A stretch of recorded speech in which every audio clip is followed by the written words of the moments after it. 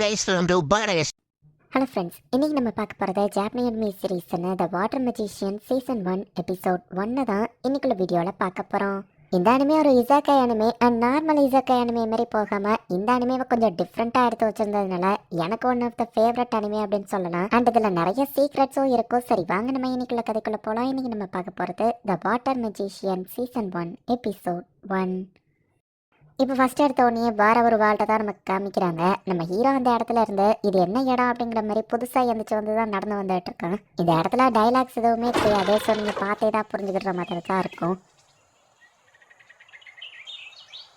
Come fourth water அப்படின்னு நம்ம hero சொல்லுது. தண்ணி நம்ம கையில இருந்து வருது. இப்போ அப்படியே ஒரு குட்டி ஃபிளாஷ்பேக் போகுது. நான் எங்க இருக்கேன் அப்படின்னு நம்ம ஹீரோ பாக்குறேன். கண்டிப்பா இது ஆஃப்டர் லைஃப் இல்லன்னு ஒருத்தன் வந்து சொல்லுவோம். நீங்க யாரு நம்ம ஹீரோ கேட்டா, நீ ரியோ மீகரா தானே, என்ன பார்க்க விசிட்டர் வந்து ரொம்ப நாள் ஆச்சு, நீ ஒரு ஆக்சிடென்ட்ல இறந்து போயிட்டேன்னு சொல்லுவோம். அது எனக்கு ஞாபகம் இருக்குன்னு நம்ம ஹீரோ சொல்றான். நீங்க கடவுளா அப்படின்னு நம்ம ஹீரோ கேட்கணும். நான் கடவுள் கிடையாது, பட் உனக்கு புரியுற டேர்ம்ல சொல்லணும்னா நான் ஒரு ஏஞ்சல் அப்படின்னு அவர் சொல்றாரு. அப்ப இவரை ஃபேக் மைக்கேல்னு கூப்பிடலாம் நம்ம ஹீரோ நினைக்கிறேன். என்ன ரீஇன்கார்னேஷன் பண்ண போறீங்க, அதுக்கப்புறம் நான் என்ன பண்ணணும் நம்ம ஹீரோ கேட்டா, உனக்கு அந்த லைஃப்ல எந்த மிஷனும்லாம் கிடையாது, இஷ்டப்படி வாழன்னு சொல்லவும். லைஃப் நான் ஸ்லோவா ஸ்டார்ட் பண்ண விரும்பினா நிறைய பேரை நான் டிஸ்டர்ப் பண்ண கூடாதுன்னு சொல்லவும். போக போற வேர்ல்டுல மேஜிக்கும் இருக்கும். இந்த வேர்ல்டுலயே வர 20% ஆஃப் பீப்புளால மட்டும் தான் மேஜிக் யூஸ் பண்ண முடியும். நீ கேட்டுக்கிட்டபடி ஃபாரஸ்ட் ஆஃப் ராண்டா உனக்கு சூட்டபிளா இருக்கும். 2 மாசத்துக்கான ஃபுட் சப்ளை, அப்புறம் வீட்டை சுத்தி பேரியர்ஸ், மான்ஸ்டர்ஸ் ஒன்னு அட்டாக் பண்ணாது அப்படின்னு மைக்கேல் சொல்றேன். மான்ஸ்டர்ஸ் என்சைக்ளோபீடியாங்கிற மாதிரி அங்க ஒரு புக் இருக்கு. இது என்ன லாங்குவேஜ்னா எனக்கு தெரியல, ஆனாலும் என்னால ரீட் பண்ண முடியுது நம்ம ஹீரோ பார்த்து. இப்போ come fourth water Aqua H சொல்லலைன்னா கூட இமேஜினேஷன் பண்ணா வாட்டர் வந்துருது. குளிக்கலாம் நம்ம ஹீரோ ட்ரை பண்ண. அவன் கையில இருந்து வர தண்ணி ரொம்பவே சில்லுன்னு இருக்கு. சரி ஃபயரை ஸ்டார்ட் பண்ணலாம் நம்ம ஹீரோ ட்ரை பண்றா. பட் அவனால அது முடியல. வாட்டர் தான் நம்ம ஹீரோக்கான எஃபினிட்டி அப்படின்னு சொல்லி மைக்கேல் சொல்லியிருக்கான். ஐஸ் மேஜிக்கோ வாட்டர் எஃபினிட்டிக்குள்ள தானே வரும் அப்படின்னு சொல்லி நம்ம ஹீரோ யோசிச்சுட்டு ஐஸ் பியர் அந்த மாதிரி ஸ்பெல்ஸ் எல்லாம் யூஸ் பண்ணா நல்லா இருக்கும். வாட்டரை கம்ப்ரஸ் பண்ணி H2O மாலிகுல்ஸ்ல இன்னும் ஹைட்ரஜன் ஆட் பண்றேன். நினைச்ச மாதிரியே ஃபேஸ் ஆயிடுச்சு.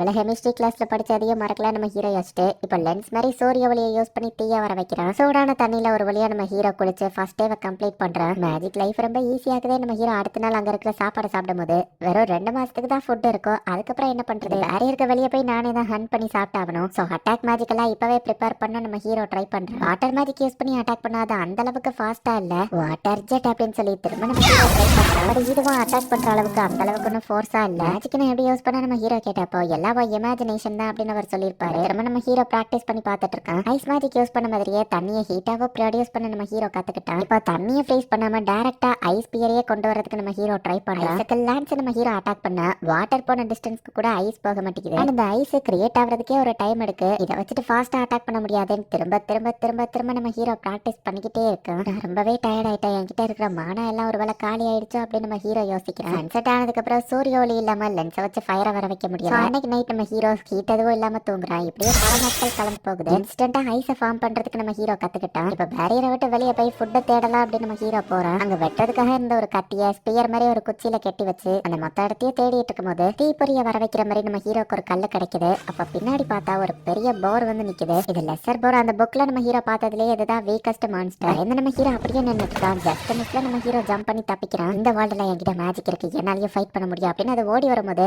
ஐஸை போட்டு வழுக்க வச்சு ஐசக்கல் லான்ஸ்ல அதுவே வந்து குத்தி இறந்து போகிற மாதிரி நம்ம ஹீரோ பண்றான். ஒரு வழியா ஃபர்ஸ்ட் ஃபைட்ல நம்ம ஹீரோ ஜெயிச்சிட்டான். இந்த போர் உண்மையிலேயே வீக்கஸ்ட் தானா அப்படின்னு நம்ம ஹீரோ யோசிக்கிறான். அண்ட் இருக்கிறதுலே ரொம்ப ஸ்ட்ராங்கஸ்ட்னா அது டிராகன்ஸ் தான். ஒரு சிட்டியவே அதுங்களால அழிக்க முடியும். கடைசியா ஆக்குமான்னு ஒரு ரேஸ் இருக்கு. இவங்க எல்லாம் ஃபாலன் ஏஞ்சல்ஸ், இவங்களை மட்டும் மீட் பண்ணக்கூடாதுன்னு ட்ரை பண்ணிக்கோங்க அப்படின்னு சொல்லி அதுல போட்டிருக்கு. இப்ப நம்ம ஹீரோ அப்படியே அவனோட லேண்டுக்குள்ளேயே சில விஷயங்களை விளைய வைக்கலாம்னு ட்ரை பண்றான். ஒரு பறவை நம்ம ஹீரோ வந்து அட்டாக் பண்ணுது. புக்ல நம்ம ஹீரோ இதை பத்தி படிச்சிருக்கான். இது ஒரு அசாசின் ஹாக் தான். இன்விசிபிள் அட்டாக்ஸ் ஆனா ஏர் ஸ்லாஷ் யூஸ் பண்ணா அது ஒரு வின் மேஜிக் நம்ம ஹீரோ யோசிச்சுட்டு அட்டாக் பண்ணா ஐஸை வச்சு பேரியர் மாதிரி தடுத்துட்டு வாட்டர் ஜெட்டை யூஸ் பண்ணி அதை அட்டாக் பண்றான். நம்ம ஃபாஸ்டா நம்ம ஹீரோவை அட்டாக் பண்ண வருவோம். ஐஸை நம்ம ஹீரோ கிரியேட் பண்ணுவோம். அதுல மோதி அந்த பறவை கீழே விழுந்துட்டு டக்குன்னு மேல பறந்துருக்கு. அதோட ஒரு கண்ணு அடிபட்டுச்சு. நம்ம ஹீரோவை முறைச்சிட்டு அங்க இருந்து பறந்து போயிருக்கு. கொஞ்சம் கொஞ்சமா எல்லாத்தையும் கத்துக்கிடணும். அந்த பறவைட்ட இருந்து ஓடினது இல்ல. நான் எந்த பக்கம் வீட்டுக்கு போனோன்னு மறந்துட்டேன்னு நம்ம ஹீரோ வழி தொலைஞ்சு வேற இடத்துக்கு போய் பார்த்தா அழகே இல்லாத ஒரு நைட்டோ குதிரையோ அங்க நிக்கிறாங்க. ஒரு வழியா நிறைய மான்ஸ்டர் எல்லாம் ஃபேஸ் பண்ணி நம்ம ஹீரோ அவனோட வீட்டுக்கான வழியை கண்டுபிடிச்சு வீட்டை நோக்கி போய்கிட்டு இருக்கான். ஐஸ்கல் லான்ஸ் எல்லாம் யூஸ் பண்ணி அசால்ட்டா இப்ப நம்ம ஹீரோ மான்ஸ்டர்ஸை கொள்றான். கடலை கண்டுபிடிச்சு கடலுக்குள்ள எதையாச்சும் எடுக்கலான்னு போய் பார்த்துட்டு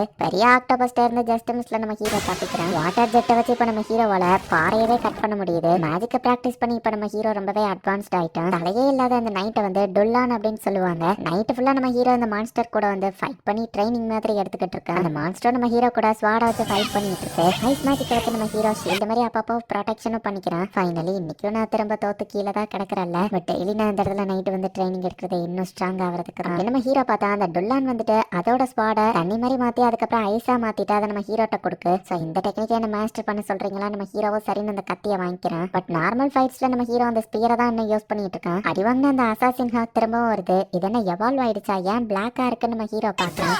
ஏன் பிளஸ் யூஸ் பண்ணி அதை நம்ம ஹீரோவை அட்டாக் பண்ணிட்டு இருக்கு. 10 லேயர் ஆஃப் ஐஸ் பாலியா அசால்ட்டா அது உடைக்குது. ஐசக்கல் லான்சன் மொத்தமா நம்ம ஹீரோ அட்டாக் பண்ணா அது தப்பிச்சுட்டு மேஜிக் நலிஃபிகேஷன் மாதிரி அது ஏதோ ஒரு ஸ்பெல்ல யூஸ் பண்ணுது. அடுத்தது பார்த்தா அது தண்டர் மேஜிக்கே யூஸ் பண்ணுவோம். ஹீரோ ஸ்பியர் உடஞ்சிட்டதுனால இப்போ நம்ம ஹீரோ அந்த ஸ்வாடை யூஸ் பண்றான்.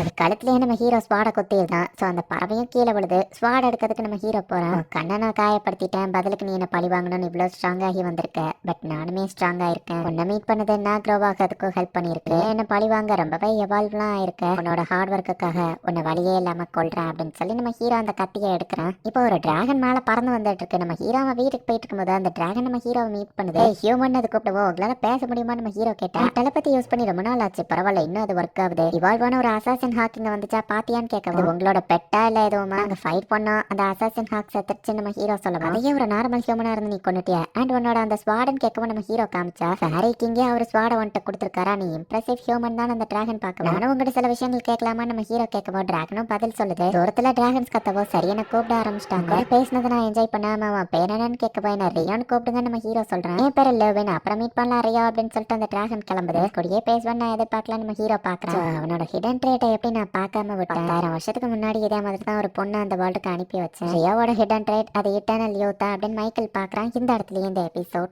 முடியுது. இது அனிமேல டைரக்டா காமிச்சிருக்க மாட்டாங்க, பட் இன்டைரக்டா நம்ம ஹீரோ வந்துட்டு கிட்டத்தட்ட ஒரு இம்மார்டல் மாதிரி. அசாசின் ஹாக்கு ரொம்பவே வயசாகி அது இவால்வ் ஆயிருக்கும். அப்படி இருந்துமே கூட நம்ம ஹீரோ இன்னும் குட்டி பையன் மாதிரி யங்காவே தான் இருப்பான். பல வருஷங்கள் போயிடுச்சு, ஆனால் நம்ம ஹீரோ இன்னும் யங்கா தான் இருக்கான். அதுக்கு காரணம் அவனோட இட்டர்னல் யூத்துங்கிற ஹிடன் ட்ரேட் தான். பட் நம்ம ஹீரோவோட தலையை வெட்டினா நம்ம ஹீரோ இறந்து போயிடுவான். அவன் ஒன்றும் இம்மார்டல் கிடையாது, பட் பல ஆயிரம் வருஷங்களுக்கு நம்ம ஹீரோவால உயிர் வாழ முடியும்.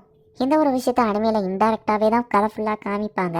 இதுக்கப்புறம் தான் கதை இன்னும் வேற லெவலில் போகும். மிஸ் பண்ணாமல் பார்த்து என்ஜாய் பண்ணுங்க. தேங்க்யூ ஃபார் வாட்சிங். பாய் கைஸ், நெக்ஸ்ட் எபிசோடில் மீட் பண்ணலாம்.